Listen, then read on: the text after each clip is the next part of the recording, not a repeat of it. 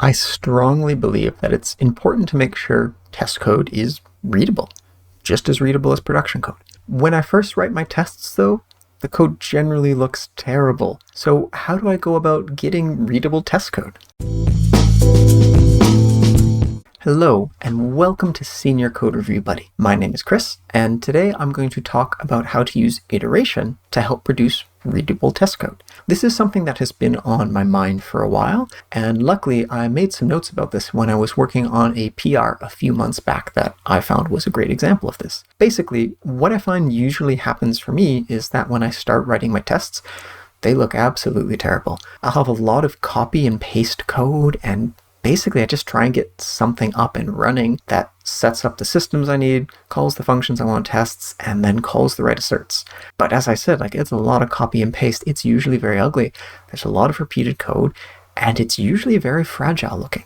At this point, I'll ignore that though. Once I've got the tests up and running, not passing, I'll go and work on the production side of things for a while, trying to make these tests pass. And maybe as I'm working on the code, I'll think of a new test case. So I'll jump over and add that new test case.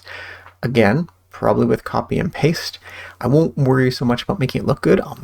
I'll worry about making it exist. But once I've got the production code into a state I'm happy with, I'll then go and revisit the test code. So at this point, I've got very ugly and very fragile test code, but it's covering all of the cases that I want to test. And I now know what all of those test cases are.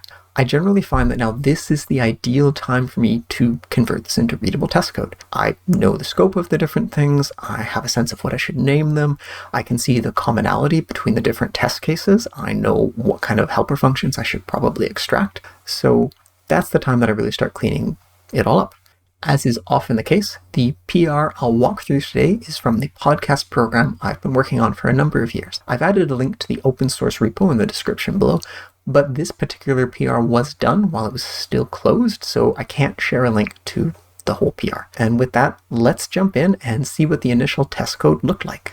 There are a few files changed in this PR, but I wanted to just focus on this one function, get batch of podcast files and the related tests. If we see where this code used to be, we can see that it was previously part of the main function. So while it might have had some indirect test coverage before, we weren't testing it directly. But now that we've pulled it out and it's its own function, we've got something that we can directly test. So this function is fairly simple to explain. I even added a comment later, which I can kind of just read now. So the intention of get batch of podcast files is to return duration limit time of podcasts. It starts by adding number of oldest files to get oldest files, and then if the total duration hasn't been passed, it'll add podcasts in priority order until it has been. This was the only change in this particular file for this PR, so let's look at the test file and see how that changed. Now remember, this is my first draft, so the test code is kind of rough by design. Initially, there are 309 new lines added to this file. I've added a setup and teardown function to sort of handle some of the existing stuff that was happening in a lot of the tests I already had there, just to have a root directory to play around in. But that's not really the interesting part. So let's go see what the new tests look like here. So here we've got our first new test. It starts on line 186, goes to 250, so it's about 64 lines long. It's a bit on the long side. And if we break down what's going on, we've got some setup here of a folder, creating 2 podcast shows, making the episodes for one show, making the episodes for another show. Everything above here is just setting up 2 podcast episodes. We don't call get batch of files until here. So that's a lot of setup code. That's probably something I'm doing in each test as well. Well, I've looked, so I know it's something I do in each test. So this is probably something that would be nice to put into helper function of some kind. Then we've got our call to get batch. Yep. Actually, we've got a couple of them. And then we've got this comparison here, checking afterwards. This isn't a great way of doing this. I think this is actually a good example of how my bad code will be in initial versions. So I don't know how I ended up with this, but when we get the list of files, I check that the length is the correct length, and then I check that the item is the item I expect. And I do the same for that one, check it's the right length, check the items are correct. Same with the third one. I should just be doing a basic, list comparison. I should just be creating the list of what I'm expecting and making sure that they're equal. That would be much cleaner and easier to read. So that's, I think, a clear example of something that I should be improving here. I'd also think that it might be clearer to use something like assert count equals here, because while this is returning a list, I don't really care about the order of the list. It's more about the set of files that is returning. So that's something I think I'll keep in mind. Although if I do make that change in these tests, I probably should then also change get batch of podcast files to explicitly returning a set instead of still returning a list. Yeah, so with those two things, I think we've got sort of two things that are things I should probably be thinking about clearing up and making better. So let's see what I did. So I ended up creating two functions to help with what I was talking about that back there. First, instead of just doing the straight list comparison I talked about, I created this podcast episode names, which would take a list of podcast episodes and just find the names from them, because this was some work I was doing on the other side. So instead of having, compare position 1, compare position 2, compare position 3, I at least can use this. So that would be a little bit cleaner. Although as I'm looking at this, I'm realizing there's a problem with this that I didn't notice at the time. Because I'm only returning the name, so that's the file name, the file names aren't guaranteed to be unique within a podcast database. You can have 2 podcast shows that have episodes with the exact same names. So if I'm just checking that the names are equal, that doesn't necessarily mean I returned the right episode from the right show.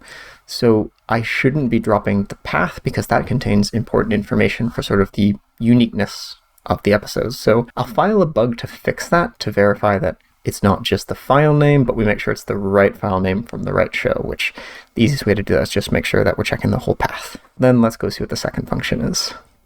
And our second function is, create podcast show. There was a lot of setup code, so this will help reduce a lot of repeated setup code.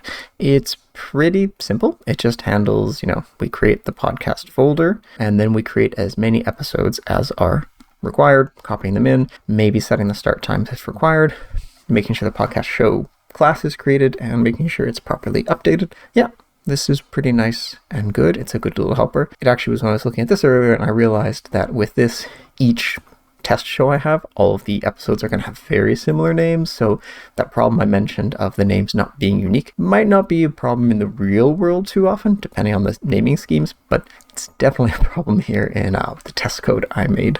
Let's go see what impact this all has on the actual test code. And here we can see that this create podcast show has a pretty big impact. Yeah, that's a lot of repeated lines I was able to remove. About 20 lines total. That's pretty good. And that means that this test is more focused on what actually matters, what's actually different between it and the other tests. So the setup of a podcast show is important, but it's not particularly important to this test. It just needs to be there. And if we scroll down a little more, so I did some cleanups around those asserts as well. I didn't use that new function that we created above, and that's actually because with how I changed things here in the previous version, when we were comparing to old episodes, we only had the file names, so we kind of had to compare the base names to that. But in the new version, we get the episodes from the show itself, and in that case, we still have the full path. Although this does run into the problem I also mentioned about I am using assert count equals here, so even though get batch of podcast files is returning a list, which in theory potentially suggests there is value in the order, I'm just treating it as a set for comparison here. So I probably should go into get batch of podcast files and have it return a set, or make sure that the list is coming back in the order I want. And that is a glimpse into my process of how I'll iterate on my tests to make them better. Hopefully it'll give you ideas on how you can improve your test code through a round of iteration or two the next time you are writing tests. If you enjoyed this video, please consider hitting the like button below and subscribing to the channel. If you have any comments, code you'd like me to review, or ideas you'd like me to talk about, please leave a comment below or reach me at chris@seniorcodereviewbuddy.com. Thanks, and have a great day.